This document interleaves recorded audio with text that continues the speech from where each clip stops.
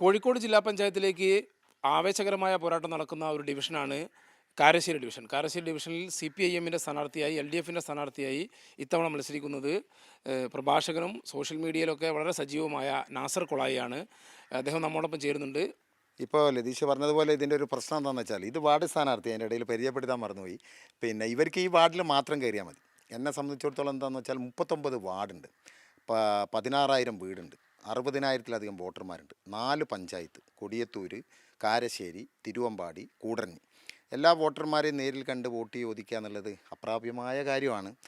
അതുകൊണ്ട് പരമാവധി വീടുകളിൽ കഴിയുന്നതും ശ്രമിക്കുക. അതുകൊണ്ട് എല്ലാ വാർഡുകളിലും കയറി റോഡരികിലും മറ്റുള്ള സ്ഥലങ്ങളിലൊക്കെ കയറിയിട്ട് ആളുകളോട് വോട്ട് ചോദിക്കുക എന്നുള്ള രീതിയാണ് ഉപയോഗിക്കുന്നത്. ഈ പ്രഭാഷണമാണ് കാര്യമായിട്ടുള്ളത്. അതെ. അതും വോട്ട് പിടുത്തമായിട്ട് ഒരുപാട് വ്യത്യാസമുണ്ടല്ലേ? വലിയ വ്യത്യാസമുണ്ട്, ചെറിയ വ്യത്യാസമല്ല. എനിക്ക് തോന്നുന്നത് ഇപ്പോൾ ഈ പ്രഭാഷകൻ എന്നുള്ള നിലയ്ക്ക് ചിലപ്പോൾ 1-2 മണിക്കൂറുകൾ സംസാരിക്കും. അതിപ്പോൾ ഒരു എളുപ്പമാണെന്ന് എനിക്ക് തോന്നുന്നത്. കാരണം നമ്മുടെ ആശയങ്ങൾ ഒരു 10 മിനിറ്റിലേക്ക് ഒതുക്കിയിട്ട് വേണം ഇപ്പോൾ പറയാൻ. അപ്പോൾ 2 മണിക്കൂറിനെ 10 മിനിറ്റിലേക്ക് ഒതുക്കുക എന്ന യജ്ഞം കൂടി ഇതിൻ്റെ ഇടയിൽ നടന്നുകൊണ്ടിരിക്കുന്നുണ്ട്.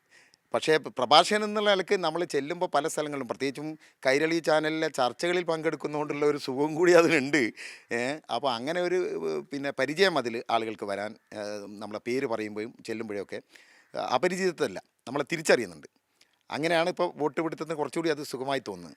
ഈ അപരൻ 2 തവണ ചതിച്ച ഒരാളാണ് നിങ്ങൾ തദ്ദേശ തെരഞ്ഞെടുപ്പിൽ. ഇത്തവണയും അതേ അപരൻ തന്നെ വരുന്നതെന്നാണ് കേൾക്കുന്നത്. അതെ, ഞാൻ ഒരു സ്ഥാനാർത്ഥി എന്നുള്ള നിലയ്ക്ക് അപരൻ എന്ന വാക്ക് ഞാൻ പ്രയോഗിക്കുന്നില്ല. കാരണം എന്നെപ്പോലെ അയാളും ഒരു സ്ഥാനാർത്ഥിയാണ്. പക്ഷേ അതിൻ്റെ പ്രശ്നം എന്താണെന്ന് വെച്ചാൽ നോമിനേഷൻ കൊടുക്കുകയാണ് അവർ, എന്നിട്ട് പ്രചരണത്തിന് പോകുന്നില്ല, വീട്ടിലിരിക്കുകയാണ്. തത്തുല്യമായ സമാനതയുള്ള പേര്, സമാനമായ ചിഹ്നം രണ്ടും കാണുമ്പോൾ ഒരുപാട് പേര്. ആദ്യത്തെ ഞാൻ മത്സരിക്കുമ്പോൾ അന്ന് ചതിക്കപ്പെട്ടു പോയത് 216 പേരാണ്. ഞാൻ അന്ന് 65 വോട്ടിനാണ് തോറ്റത്. തോൽവിയല്ല പ്രശ്നം, പക്ഷേ ചതിക്കപ്പെട്ട ഒരുപാട് മനുഷ്യരുണ്ട്. രണ്ടാമത്തെ തെരഞ്ഞെടുപ്പിൽ നാസർ കോട്ടമ്മൽ മാറി നാസർ കളത്തിങ്ങൽ വന്നു.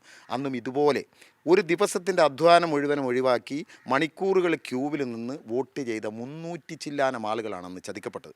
ഞാൻ പരാജയപ്പെട്ടത് കേവലം 19 വോട്ടിനാണ്. തെരഞ്ഞെടുപ്പിൽ മത്സരിക്കുമ്പോൾ ജയം ഉണ്ടാവും, പരാജയം ഉണ്ടാവും. പക്ഷേ ഇങ്ങനെ ഒരു ചതിക്കുഴിയുണ്ട്. അതുകൊണ്ട് തന്നെ വോട്ടർമാരെ നമ്മൾ പറഞ്ഞ് മനസ്സിലാക്കുകയാണ്. ഇത്തവണയും കഴിഞ്ഞ വർഷത്തെ അതേ നാസർ കളത്തിങ്ങൽ ചതിക്കുഴിയുമായി അവിടെ കാത്തിരിക്കുന്നുണ്ട്. 10ാം വാർഡിൽ കൊടിയത്തൂരിലെ സ്ഥാനാർത്ഥി സിസില കൂടി എന്നോടൊപ്പമുണ്ട്.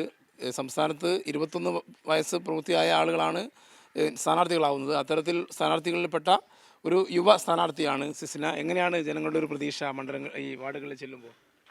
ആളുകൾക്ക് നല്ല പ്രതീക്ഷയാണ് ഇപ്പോൾ ഉള്ളത്. എല്ലാവരും നല്ല പിന്തുണയാണ്. ഫസ്റ്റ് ഘട്ടത്തിലൊക്കെ പരിചയമില്ലാത്തൊരു പ്രശ്നം ഉണ്ടായിരുന്നു.